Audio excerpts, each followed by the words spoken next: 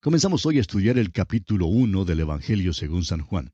Y como decíamos en nuestro programa anterior, hemos dividido este capítulo en dos secciones principales. En primer lugar, el prólogo del Evangelio, que se encuentra contenido en los versículos 1 al 18. Y en segundo lugar, la introducción al Evangelio, contenida en los versículos 19 al 51. El tema central de este capítulo 1 del Evangelio según San Juan es el logos, o sea, el verbo o la palabra. Leamos, pues, los primeros 3 versículos de este capítulo 1 del Evangelio según San Juan. En el principio era el verbo, y el verbo era con Dios, y el verbo era Dios. Este era en el principio con Dios. Todas las cosas por Él fueron hechas, y sin Él nada de lo que ha sido hecho fue hecho. Jesús es llamado la palabra, el verbo, el logos. Este vocablo logos no puede ser explicado por la filosofía griega, sino por el tetragrama hebreo Jehová. Él es el Jehová, Él es el verbo, Él es la palabra viviente, Él es el que es. El verbo o palabra es uno de los nombres más altos y más profundos que se le da al Señor Jesucristo. Este no es el logos de la filosofía griega, más bien, Él es lo equivalente a la palabra Jehová de las Escrituras hebreas, el verbo de Dios. Y fíjese usted cuán importante es el verbo en el Antiguo Testamento. Por ejemplo, el nombre para Jehová nunca podía ser pronunciado por los israelitas. Era una palabra tan santa que nunca la usaban. Jesús es el verbo, y este nombre reúne todo lo que fue dicho acerca de Jehová en el Antiguo Testamento. Ahora se presenta como el que era en el principio. En el principio era el verbo, dice el versículo 1. En realidad hay 3 principios que se mencionan en las Escrituras. Un principio se encuentra en Génesis, capítulo 1, versículo 1, y se remonta hasta la creación del universo físico. No se puede poner fecha a este evento y no estamos nada de acuerdo con alguien que trata de ponerle fecha. Es una tontería decir que todo comenzó allá por el año 4004 a.C., como algunos han afirmado. Lo que algunos científicos dicen, sin embargo, es tan tonto como eso.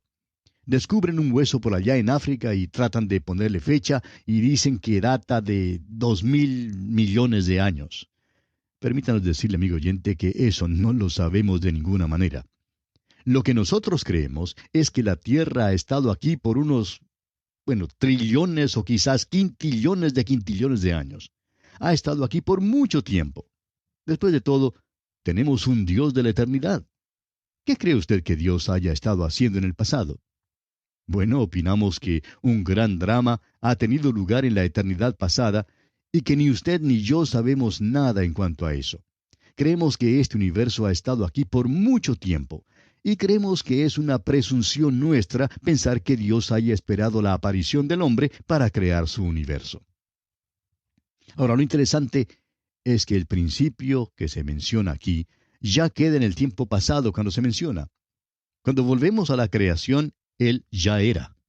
Y note usted que la palabra usada aquí no es, sino era. En el principio era el verbo. En griego, esta palabra está en el pasado imperfecto del verbo y denota una acción que es continua. Pues vuelve al principio, a la creación, a 2 o 3 billones de años o quizás mucho más antes. El Señor Jesús viene desde la eternidad y Él ya es tiempo pasado. En el principio era el verbo. Si volvemos a hace billones y trillones de años antes de la creación, Jesús todavía sale desde la eternidad anterior. Por tanto, aquí tenemos un principio que en realidad no es un principio. Es un principio al cual no nos es posible ni siquiera comenzar a regresar ni formarnos una idea de ello. Él es el anciano de días y su cabello es tan blanco como la nieve, y ya lo era hace billones y trillones de años. En aquel entonces ya era. En el principio era el verbo. En el griego original son solamente 5 palabras, y no hay ni un solo hombre en toda la tierra que pueda ponerle fecha, ni comprender o sondear esta frase. Así es que, con esta primera declaración tremenda, comienza nuestro estudio en la infinidad del tiempo y del espacio. Ahora, la segunda declaración es esta. y el Verbo era con Dios. Esta expresión aclara que Jesús es diferente y distinto a Dios el Padre. No se puede identificarlo como Dios el Padre porque Él es con Dios. Pero alguien dirá que si Él es con Dios, entonces Él no es Dios. Pero la tercera declaración aclara esto también. Y el Verbo era Dios. Esta es una declaración clara y enfática, la cual expresa que el Señor Jesucristo es Dios. El hecho es que el griego es aún más específico que esto, porque en el idioma griego, la palabra que lleva importancia se coloca al principio de la oración. En el griego, esta frase se lee así: Dios era el Verbo. Y amigo oyente, eso es enfático. No se puede ser más enfático que eso. ¿Cree usted que se pueda negar la deidad de Cristo? Amigo oyente, no le es posible negar la deidad de Cristo. Las primeras tres declaraciones en el Evangelio según San Juan lo resumen todo. En el principio era el Verbo, y el Verbo era con Dios, y el Verbo era Dios. Ahora es verdad que hay algunas sectas que tratan de negar la deidad de Jesucristo, pero para tratar de afirmar tal cosa, han tenido que recurrir a un estratagema realmente diabólico y engañoso. Es la estratagema de publicar su propia supuesta traducción de la Biblia, en la que presentan su propio punto de vista, en lugar de lo que dice el griego original en este pasaje. Ahora, fíjese usted también que Jesús es el Creador. Los versículos 2 y 3 dicen: Este era en el principio con Dios. Todas las cosas por Él fueron hechas, y sin Él nada de lo que ha sido hecho fue hecho. ¿Se fija usted? Todas las cosas por Él fueron hechas. Jesús es el Creador. Y ahora el versículo 4 dice: En Él estaba la vida, y la vida era la luz de los hombres. Ahora, esto no significa simplemente que Él estaba vivo, aunque claro es que eso es verdad. Había vida en Él, pero el hecho es que los hombres necesitan de vida. Todos están muertos en delitos y pecados, según lo que dice la Biblia en Efesios 2:1. Y permítanos citar ese pasaje. Dice allí el apóstol Pablo: Y Él os dio vida a vosotros cuando estabais muertos en vuestros delitos y pecados. Lo que los hombres necesitan, aún hoy en día, amigo oyente, es la vida. En Él, pues, estaba la vida, y la vida era la luz de los hombres. Ahora, Jesús es la luz, y la vida, dice aquí, era la luz de los hombres. Ahora, Jesús es contrastado con Juan el Bautista. Leamos los versículos 6 y 7 de este capítulo 1 de Juan. Hubo un hombre enviado de Dios, el cual se llamaba Juan. Este vino por testimonio para que diese testimonio de la luz, a fin de que todos creyesen por él. Juan el Bautista dio testimonio de la luz. Él no era la luz, simplemente dio testimonio de ella. Continuemos con los versículos 8 y 9. No era él la luz, sino para que diese testimonio de la luz. Aquella luz verdadera que alumbra a todo hombre venía a este mundo.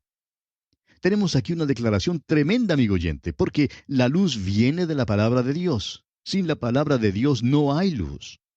Cuando los hombres vienen a la palabra de Dios, entonces están en la luz. El apóstol Juan en su primera carta, capítulo 1, versículo 7, dice: Pero si andamos en luz, como Él está en luz. Ahora, ¿cuál luz? La luz de la palabra de Dios. Esta luz alumbra a todo hombre que viene a este mundo. Eso es, alumbra a cualquier hombre que venga a la luz. Es simplemente como el sol que brilla sobre cada hombre que sale a la luz del sol. Pero hay quienes están por allí abajo en sus cuevas, a los cuales la luz del sol no llega. Es necesario venir a la luz. Leamos ahora los versículos 10 y 11 de este capítulo 1 de Juan.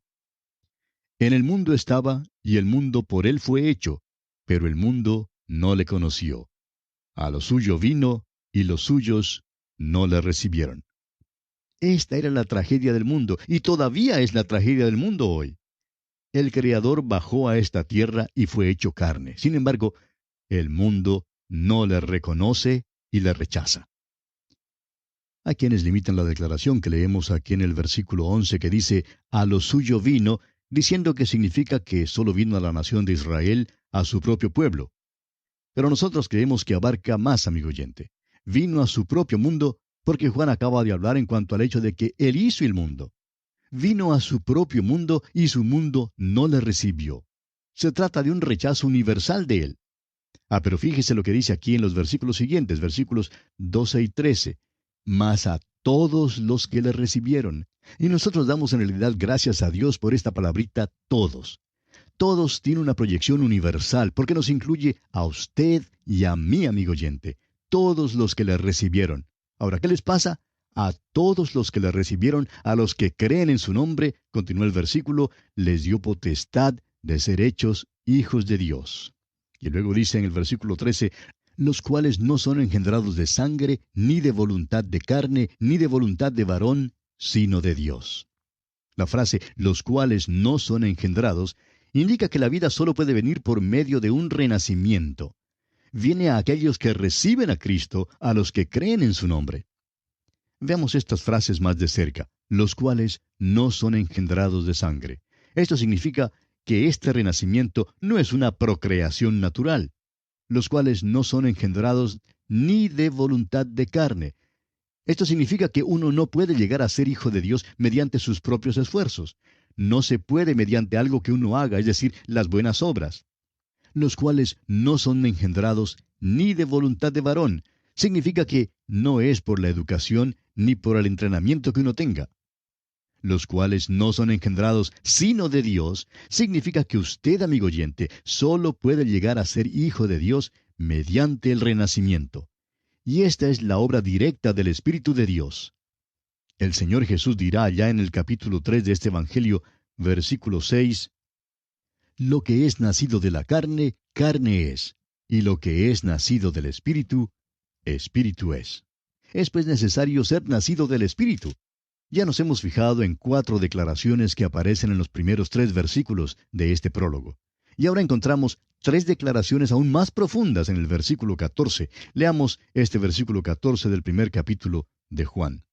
Y aquel Verbo fue hecho carne, y habitó entre nosotros, y vimos su gloria, gloria como del unigénito del Padre, lleno de gracia y de verdad. El Verbo fue hecho carne, dice aquí. Y deseo que usted mire esta declaración por un momento. El filósofo griego probablemente estaría de acuerdo con nosotros en todo lo que dijimos sobre el versículo 1. Pero aquí es donde creemos que no estaría de acuerdo con nosotros. Él nunca aceptaría como hecho de que el Verbo se haya hecho carne. El idioma griego nos permite ponerlo en una forma más específica, y creemos que en una forma más exacta también. El Verbo fue nacido carne. Ahora piense en esto por un momento, amigo oyente. Aquí viene Dios desde la eternidad. Ya era el anciano de días, pero también vino a Belén. Alguien lo ha expresado de la siguiente manera. Estaban buscando a un rey para exaltarlo, pero él vino como un bebé que hizo llorar a una mujer. Note usted que el Evangelio según San Juan ni aún menciona su nacimiento en Belén. ¿Y sabe por qué es que no lo menciona? Porque está hablando en cuanto a alguien que es demasiado grande para Belén. Viene desde la eternidad y se hace carne. El Verbo se hizo carne o nació carne. Por tanto, esta es la historia de la Navidad, aquí en el Evangelio según San Juan, y es importante que veamos esto. Nació carne. Y la única manera en que eso pudo haber ocurrido, en que eso pudo haber tenido lugar, fue mediante el nacimiento virginal. El escritor de la carta a los Hebreos lo expresa así allá en el capítulo 2, versículo 16 de esa carta. Porque ciertamente no socorrió a los ángeles, sino que socorrió a la descendencia de Abraham. Participó de carne y sangre para destruir por medio de la muerte al que tenía el imperio de la muerte, esto es, al diablo.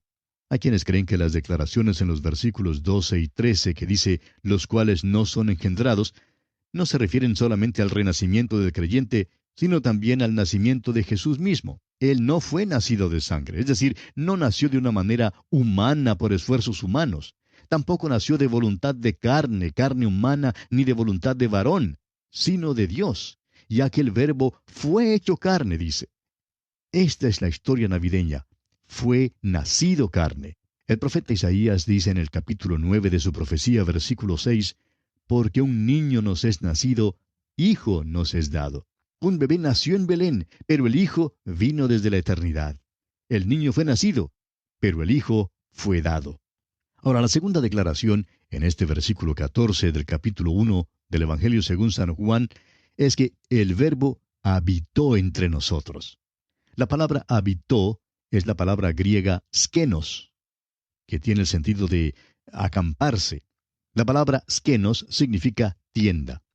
El apóstol Pablo se sirve de esta misma figura en su segunda carta a los Corintios, capítulo 5, versículo 1, donde compara nuestros cuerpos, en los cuales vivimos, con pequeñas tiendas o carpas. Son tan frágiles como una tienda, amigo oyente. El apóstol Pablo dice, porque sabemos que si nuestra morada terrestre, este tabernáculo, o sea, esta tienda se deshiciere, tenemos de Dios un edificio, una casa no hecha de manos, eterna en los cielos. Esta pequeña tienda en la cual vivimos puede ser tumbada en una noche por un simple vientecito. Puede ser quitada en un instante, pero porque usted y yo, amigo oyente, vivimos en estas pequeñas tiendas, el Dios de la eternidad bajó a esta tierra y se hizo carne y habitó entre nosotros. Esa es la segunda gran declaración en este versículo 14 del primer capítulo del Evangelio según San Juan. Y tenemos luego la tercera declaración, y es, y vimos su gloria, gloria como del unigénito del Padre, lleno de gracia y de verdad. Aquí hay una nueva declaración. La pregunta que nos hacemos naturalmente es, ¿no se limitó a haciéndose carne? Y Juan nos responde, espere un momento, fue lleno de gracia y de verdad. La palabra lleno quiere decir que simplemente estaba tan lleno que no podía tener más. Trajo con él toda su deidad. Cuando vino aquí al mundo, fue lleno de gracia y lleno de verdad. ¡Cuán grande es esta verdad, amigo oyente! Leamos ahora los versículos 15 al 17 de este capítulo 1 de Juan. Juan dio testimonio de él, y clamó diciendo, Este es de quien yo decía, el que viene después de mí es antes de mí, porque era primero que yo, porque de su plenitud tomamos todos, y gracia sobre gracia. Pues la ley por medio de Moisés fue dada, pero la gracia y la verdad vinieron por medio de Jesucristo. Todos hemos tomado gracia de la plenitud de Cristo. Él fue lleno de gracia y de verdad. Este es Él de quien hablamos. Y bien, amigo oyente, aquí vamos a detenernos por esta ocasión. Continuaremos considerando este interesante tema aquí en el capítulo 1 del Evangelio según San Juan, Dios mediante nuestro próximo programa. Que el Señor le bendiga copiosamente. Continuamos hoy estudiando el capítulo 1 del Evangelio según San Juan. Y en nuestro programa anterior estábamos hablando de las tres declaraciones importantísimas que habíamos visto en el versículo 14 de este primer capítulo del Evangelio de Juan. Y decíamos que la primera declaración fue, el Verbo fue hecho carne. Es decir, el Verbo fue nacido carne. Dios viene desde la eternidad y se hace carne. La segunda gran declaración es, el Verbo habitó entre nosotros. Dijimos que la palabra habitó es la palabra griega skenos, que tiene el sentido de acamparse. La palabra skenos significa tienda. Y el apóstol Pablo se sirve de esta misma figura en su segunda carta a los Corintios, capítulo 5, versículo 1, donde compara nuestros cuerpos, en los cuales vivimos, con pequeñas tiendas o carpas. Y él dice allí, porque sabemos que si nuestra morada terrestre, este tabernáculo, se deshiciere, tenemos de Dios un edificio, una casa no hecha de manos, eterna en los cielos. Esta pequeña tienda en la cual vivimos puede ser derrumbada en una noche por un simple vientecito. Puede ser quitada en un instante. Y a causa de que usted y yo, amigo oyente, vivimos en estas pequeñas tiendas, el Dios de la eternidad bajó a esta tierra y se hizo carne y habitó entre nosotros. Esa es la segunda gran declaración en este versículo 14. Y la tercera declaración es, y vimos su gloria, gloria como del unigénito del Padre, lleno de gracia y de verdad. La pregunta que dijimos surgía aquí es, ¿no se limitó a haciéndose carne? Y Juan nos responde, espere un momento, fue lleno de gracia y de verdad. Ahora, la palabra lleno quiere decir simplemente que estaba tan lleno que no podía tener más. Trajo con él toda su deidad. Cuando vino acá, fue lleno de gracia y lleno de verdad. Luego en los versículos 15 al 17 vimos que todos hemos tomado gracia de la plenitud de Cristo, porque Él fue lleno de gracia y lleno de verdad. Llegamos ahora a otro versículo que está lleno de declaraciones de grandes verdades. El versículo 18. Escuche usted. A Dios nadie le vio jamás. El unigénito Hijo que está en el seno del Padre, Él le ha dado a conocer. A Dios nadie le vio jamás. Esta verdad se halla en todas las Escrituras y Juan la explicará en su Evangelio. El Señor Jesucristo le dirá a la mujer samaritana junto al pozo, allá en el capítulo 4, versículo 24 de este Evangelio, que Dios es espíritu, y los que le adoran, en espíritu y en verdad es necesario que adoren. A Dios nadie le vio jamás. Podemos preguntarnos entonces en cuanto a las apariciones de Dios en el Antiguo Testamento. Dios nunca se reveló en el Antiguo Testamento a los ojos de los hombres. Entonces, ¿qué o a quién vieron? Examinemos algunos de estos relatos. Por ejemplo, Jacob dijo que había visto a Dios. Lo que él vio fue el ángel de Jehová que luchó con él. Esa era una manifestación, pero no vio a Dios porque Dios es espíritu. A Dios nadie le vio jamás. La siguiente declaración que tenemos en este versículo 18 es, el unigénito Hijo que está en el seno del Padre. Un gran erudito alemán ha traducido estas palabras a fin de que podamos leerlas así, el unigénito Dios. Y eso sí nos gusta, amigo oyente. Está en el seno del Padre y eso nos dice muchísimo. No vino de la cabeza de Dios para revelar la sabiduría de Dios, ni vino de los pies de Dios para ser siervo de los hombres. ¿Ha notado usted que Jesús no era siervo de los hombres, sino siervo de Dios? Él no limpió zapatos, no hizo mandados y tampoco hizo lo que el hombre le pidió que hiciera. Él dice allá en el capítulo 6 de este Evangelio, versículo 38, porque he descendido del cielo no para hacer mi voluntad, sino la voluntad del que me envió. Fue del seno del Padre que vino, no de la cabeza ni de los pies. Vino del seno para revelar el corazón de Dios. Él es el unigénito Hijo que está en el seno del Padre. Ahora, la tercera declaración que encontramos aquí, en este versículo 18 de este capítulo 1 del Evangelio según San Juan, es, Él le ha dado a conocer. La palabra griega aquí es exegeomai, que viene de las raíces que significan revelar o desvelar. Y eso es exactamente lo que Jesucristo hizo. Reveló a Dios, sacó al descubierto a Dios. ¿Quiere usted saber algo aún más grande que eso? Un viajecito a la luna no es nada comparado con este hecho. Aquí viene de la eternidad pasada, el Dios de este universo, el creador de todo, y se hace carne, revelando a Dios para que los hombres le conozcan. Amigo oyente, la única manera en que usted puede conocer a Dios es mediante el Señor Jesucristo. Él vino para dar a conocer a Dios porque Él mismo es Dios. Quisiéramos ahora pasar un poco de tiempo con usted para desarrollar estos pensamientos. Permítanos tomar las declaraciones que aparecen en los primeros dos versículos, las declaraciones del versículo 14 y las declaraciones del versículo 18, y combinarlas en un estudio. En el principio era el Verbo, y el Verbo fue hecho carne. A Dios nadie le vio jamás. No podemos ver a Dios porque Dios es espíritu. Tuvo que hacerse carne, tuvo que hacerse uno con nosotros, es decir, identificarse con nosotros para que pudiéramos conocerle. No nos fue posible ir a su reinado, a su trono, para conocerle a Él. Él tuvo que venir hasta aquí y encarnar y revelar a Dios a donde nosotros estamos. Ahora, el Verbo era con Dios y habitó entre nosotros. El unigénito Hijo que está en el seno del Padre. Ahora considere esto con nosotros por un momento, amigo oyente. Los ángeles se postraron delante de Él. Él era con Dios, igual a Dios. El apóstol Pablo escribió lo siguiente en cuanto a Él, el cual, siendo en forma de Dios, no estimó el ser igual a Dios como cosa a que aferrarse.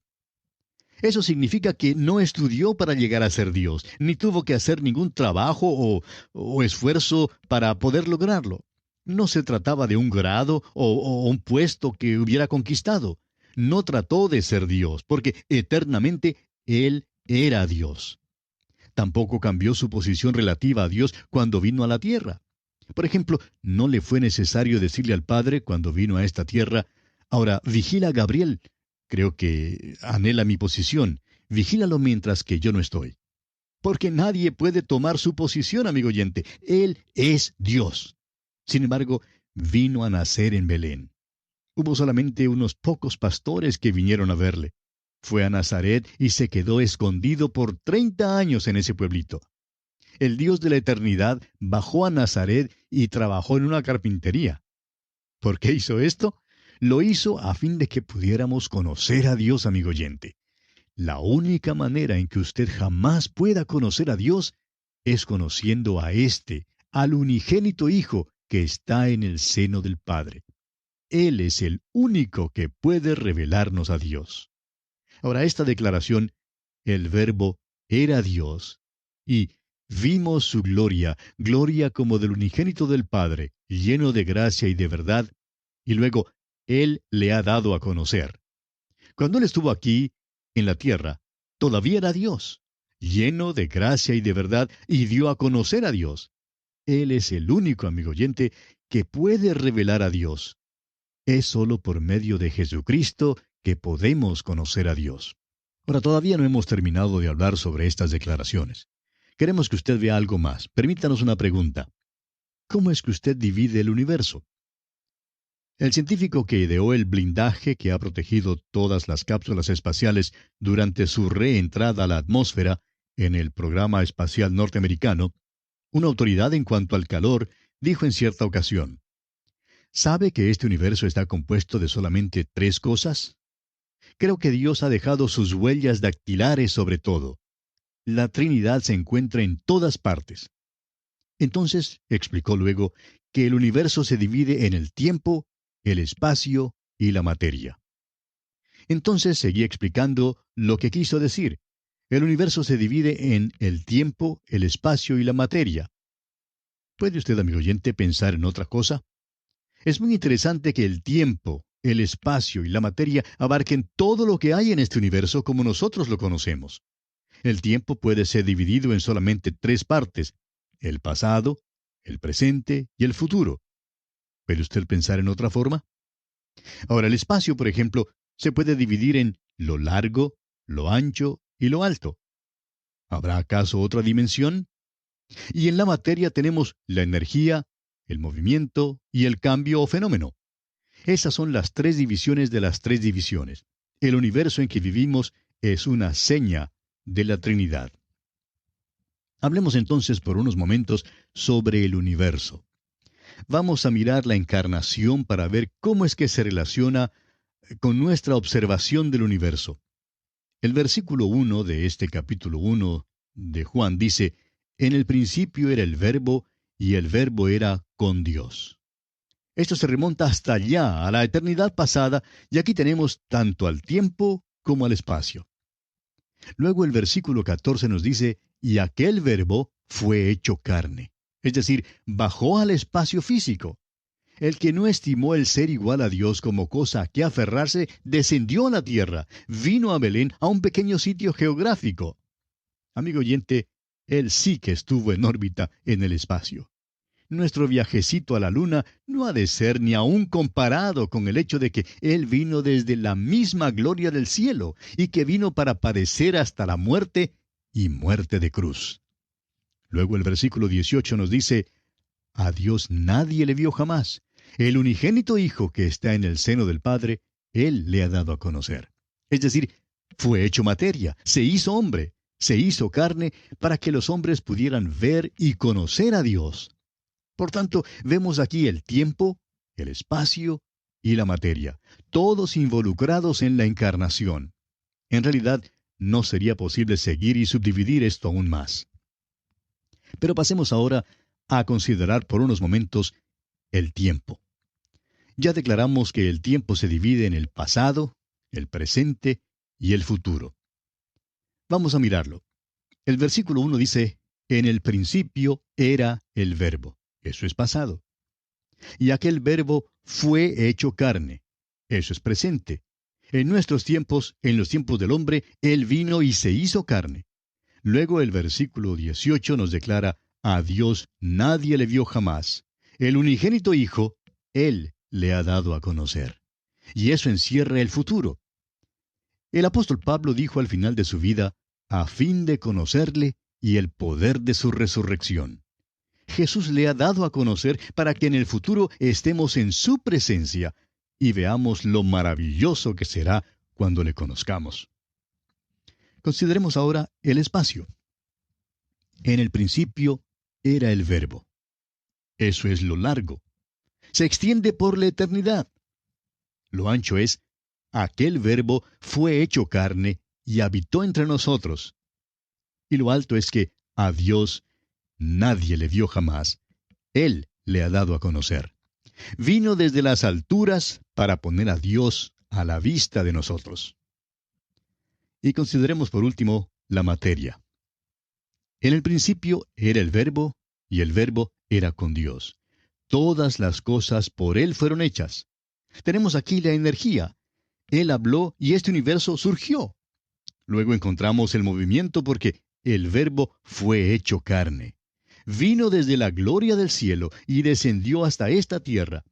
Y luego el fenómeno más grande en este mundo, amigo oyente, es Jesucristo. Al contemplarle, Él es todas las maravillas del mundo antiguo y todas las maravillas en nuestros tiempos. Todos los descubrimientos de la ciencia no son nada comparados con la maravilla de la encarnación.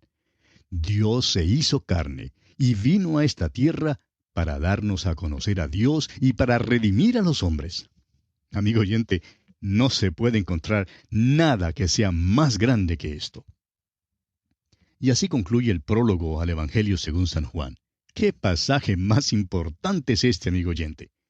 Aunque su lenguaje es sencillo, ni a usted ni a mí, amigo oyente, nos será posible sondear sus profundidades en esta vida.